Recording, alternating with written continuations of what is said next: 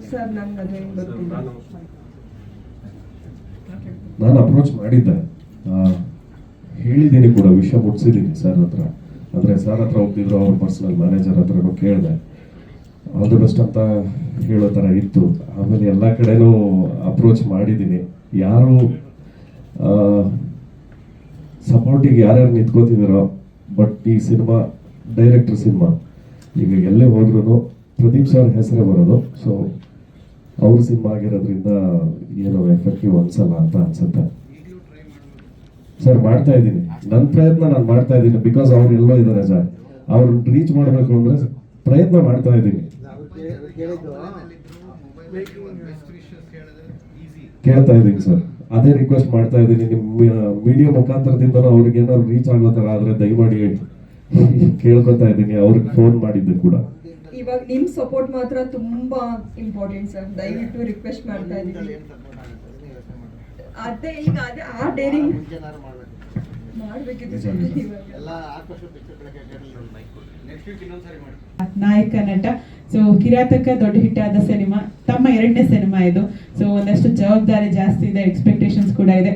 So ತಮ್ಮ ಮಾತು ಕಿರಾತಕ 2 ಬಗ್ಗೆ. ಎಲ್ರಿಗೂ ನಮಸ್ಕಾರ. ಏನು ಹೇಳಬೇಕು ಅಂತ ಗೊತ್ತಿಲ್ಲ, ಬಟ್ ಈ ಜರ್ನಿನಲ್ಲಿ ಪ್ರದೀಪ್ ಸರ್ದು ನಂದು ಒಂದು ಅಮೂಲ್ಯವಾದಂಥ ಒಂದು ಬಾಂಡಿಂಗ್ ಇತ್ತು, ಸ್ಟಾರ್ಟಿಂಗಿಂದನೂ ಎಂಡ್ವರೆಗೂ.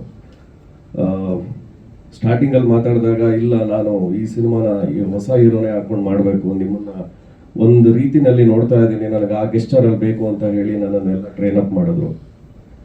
ಕೊನೆಯಲ್ಲಿ ಬೇಜಾರಾಗ್ತಿದೆ, ಇಷ್ಟೆಲ್ಲ ಮಾತಾಡ್ತಾ ಇದ್ದೀವಿ, ಇಷ್ಟೆಲ್ಲ ಕೊಡುಗೆ ಏನೇ ಇದ್ರು ಅದು ಪ್ರದೀಪ್ ಸರ್ಗೆ, ಅದು ಬಿಟ್ಟರೆ ಪ್ರೊಡ್ಯೂಸರ್ಗೆ.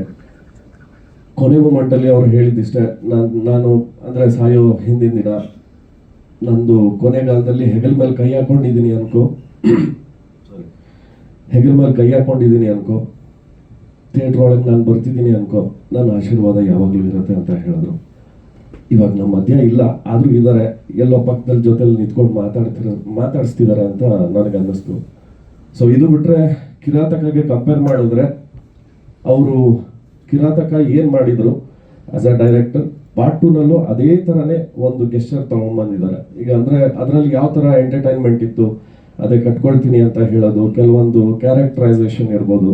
ಇದರಲ್ಲಿ ನನ್ನ ಪಾತ್ರ ಬಂದು ಹುಲಿ ಅಂದರೆ ಅದು ಡೀಟೇಲಿಂಗ್ ಕೊಟ್ಟಿದ್ದಾರೆ ಸಿನಿಮಾದಲ್ಲಿ. ಸೊ ತುಂಬ ಅದ್ಭುತವಾಗಿ ಬಂದಿದೆ.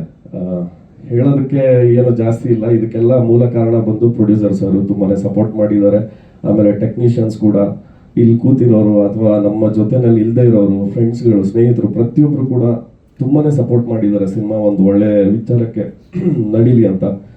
ಸೊ ಪ್ರತಿಯೊಬ್ಬರು ಮೀಡಿಯಾ ಮುಖಾಂತರ, ಸಮಯ ತುಂಬ ಕಮ್ಮಿ ಇರೋದ್ರಿಂದ ನಿಮ್ಮ ಮೀಡಿಯಾ ಮುಖಾಂತರ ಸ್ವಲ್ಪ ಆದಷ್ಟು ಜನಗಳಿಗೆ ರೀಚ್ ಮಾಡಿಸುವಂಥ ಪ್ರಯತ್ನ ಮಾಡಿ ಅಂತ ನಾನು ಕೇಳ್ಕೊತಾ ಇದ್ದೀನಿ ಸರ್. Thank you sir. ಏನಾದ್ರು ಪ್ರಶ್ನೆ ಇದೆಯಾ? ಥ್ಯಾಂಕ್ ಯು ತೇಜಸ್ ಅವ್ರಿಗೆ, all the very best sir. ಇದೊಂದು ಪಾತ್ರ ಒಂದು ಅಂದರೆ ಹಳ್ಳಿಲಿ ಕಿರಾತಕ ಇದ್ರೆ ಹೇಗಿತ್ತು ಅಂತ ಪಾರ್ಟ್ 1 ಮಾಡಿದ್ರು.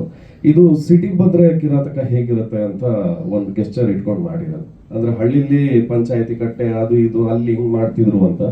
ಈಗ ಮೈಸೂರಿಗೆ ಬಂದಾಗ ಹೆಂಗಿರ್ತಾರೆ, ಒಬ್ಬ ಕಿರಾತಕ ಸಿಟಿಗೆ ಎಂಟ್ರಿ ಕೊಟ್ಟರೆ ಹೆಂಗಿರುತ್ತೆ ಅನ್ನೋ ಥರ ಒಂದು ವರ್ಕ್ ಮಾಡಿದ್ದಾರೆ ಸರ್. ಧನ್ಯವಾದ.